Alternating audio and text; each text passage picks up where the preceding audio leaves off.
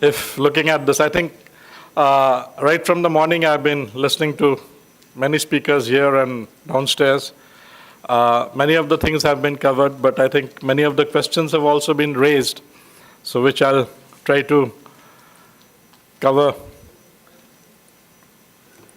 So I'll actually talk about some of the e-health initiatives of the government, and also where exactly are we, how are we shaping towards the digital health? What's the role of open data, and what's the role of standards? Because these are some of the things, if you look at right from the beginning, we may not land up in a mess that many developed countries have been. In many developed countries, we have seen that they have had lots of systems being developed their own way, they don't talk to each other, and now they're trying to rationalize that. Instead, if we start right from the beginning in a well-planned and organized manner, we can definitely do better. I'll talk about the National Digital Health Authority, which is actually now a part of the National Health Policy, which came out last year. And of course, any questions, answers, most welcome. So prior to my current position, I was actually leading this National Health Portal, which was supposed to be the first point of access for any information related to health. And we had started, of course, in English, Hindi, and 4 regional languages, that is Tamil, Bangla, Gujarati. Gujarati was very much there. So Tamil, Bangla, Gujarati, and Punjabi, these were the 4 regional languages other than English, Hindi, which started. But now it's in the process that ultimately it will be available in all the 22 languages given in the Schedule 8 of the Constitution of India. So if you need any information you're looking for, you can definitely go there. And even if the information is not available there, you can actually find where it is available. The links are given, as I said, in different languages. And right now, though it's only 6, but it is going to come in all the 23 languages. The next interesting thing has been about mobile apps. Again, mobile apps, there are too many of them. Most of them are probably useless. Which one to find? Which one to use? So one of the things that's very important is also, assessing them. And like Dr. Kulkarni was doing just before me, I think that's a very nice way of sharing your experience where you find which apps are really useful, which are not, which can be easily used, and so on. So we have a section on mobile apps. Some of them were developed by the National Health Portal, are in the process of being developed, but then also we are giving links to other mobile apps which we found useful. Now, internet penetration in India as of date is less than 30%. This is a reality. I'm talking about the wired internet.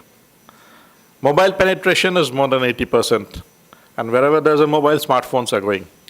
So actually, since June 2012, that's now almost 5.5 years, India has actually crossed the internet access through desktop or laptop has been exceeded by internet access through the mobiles.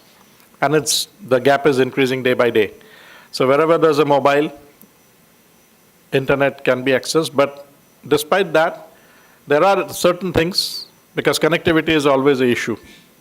In fact, all boils down purely to the population.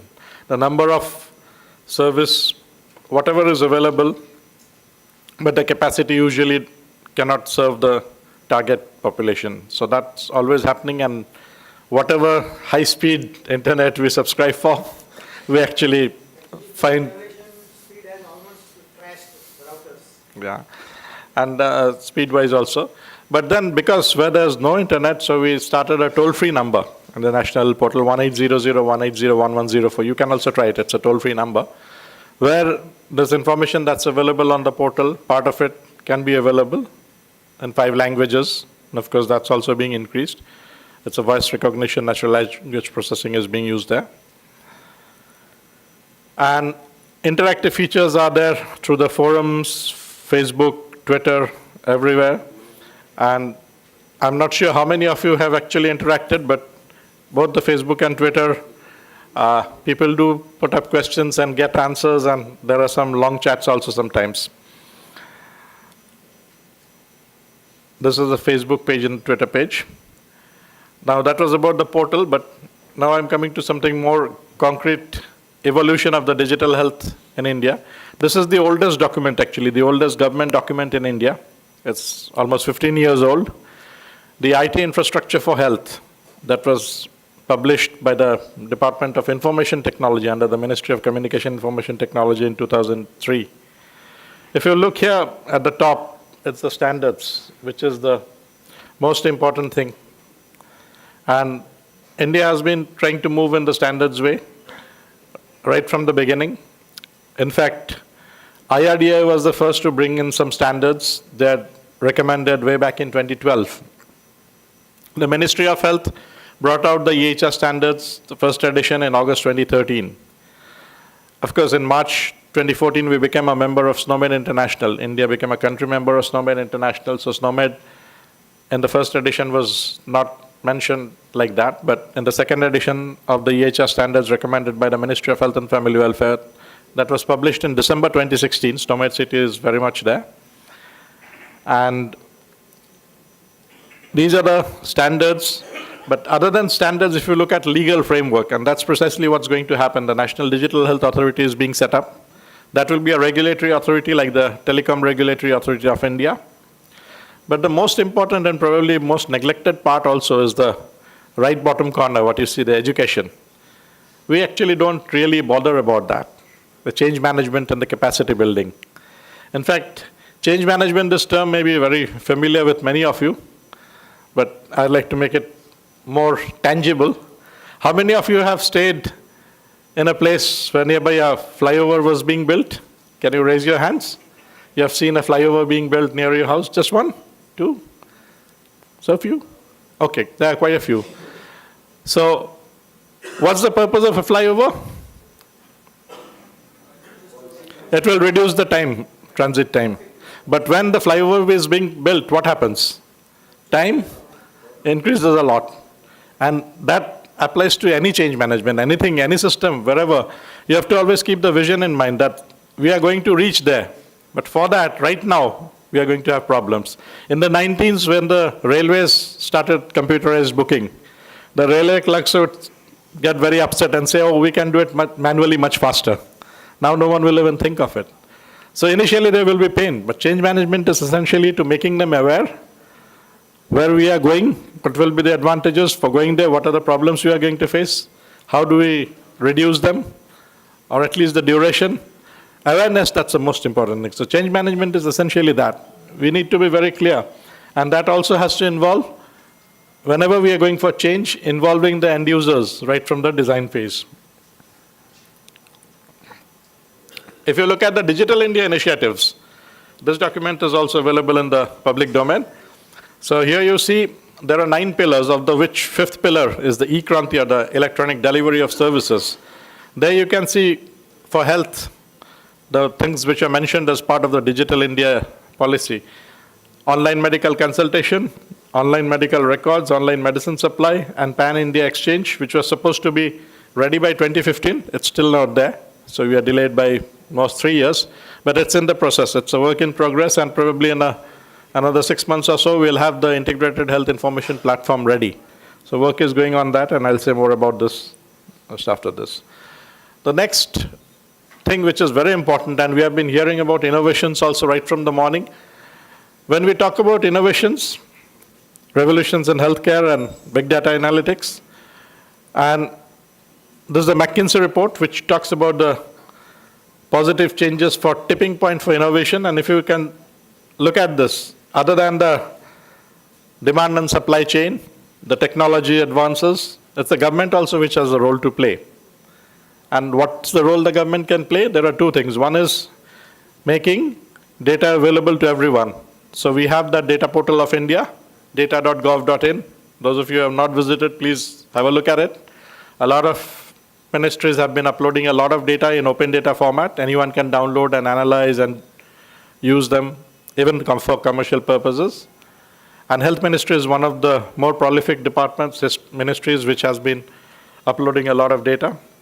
And the next is, of course, standards, encouraging the private players to adapt to standards. So both these things in Indian government scenario has been doing so. We expect more and more innovations over the coming years. This is the data portal. Now, the next important issue which I'd like to highlight is about the standards. If we really want to provide better and cost-effective patient care, we cannot do that without health information exchange. This is a global village.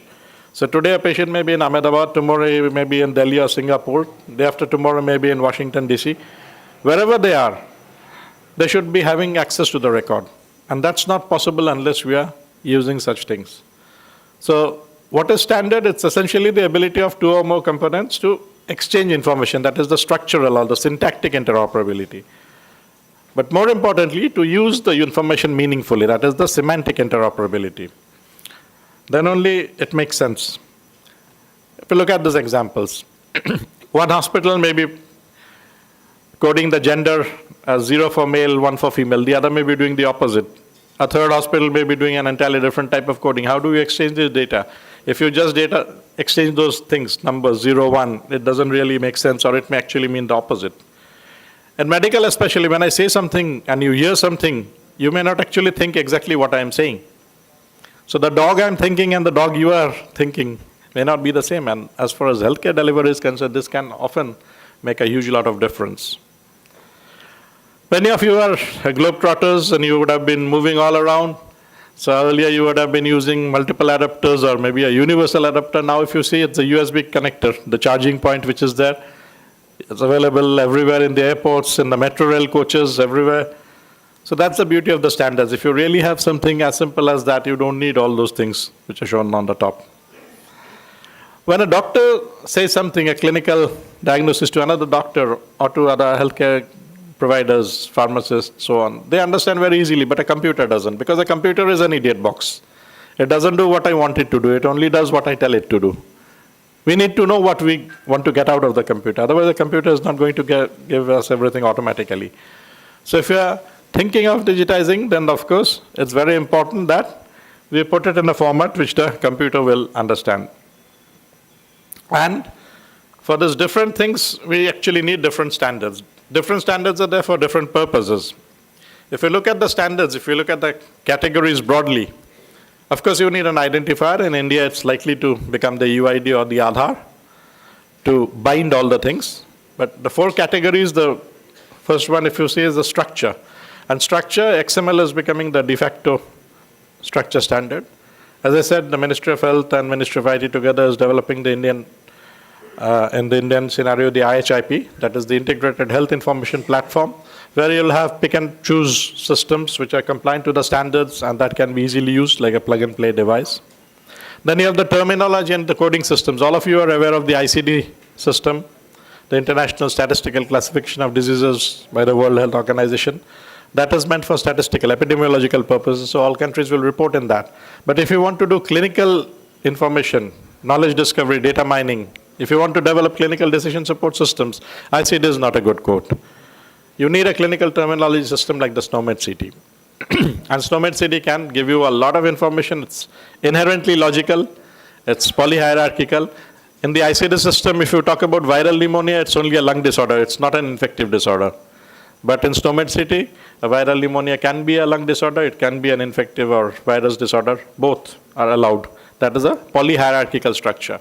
And that is why, because it's built inherently logically, you can do a lot of clinical decision support also from that.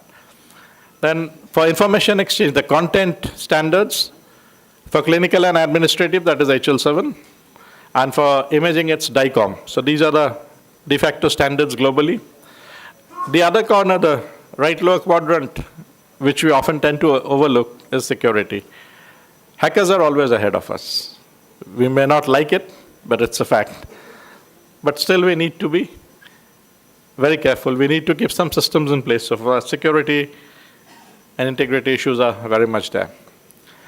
This is the document, the EHR standards recommended by the Ministry of Health and Family Welfare. You can download it from the site of Ministry of Health and Family Welfare or from the National Health Portal. It's available in the National Health Portal. You can have a look at it.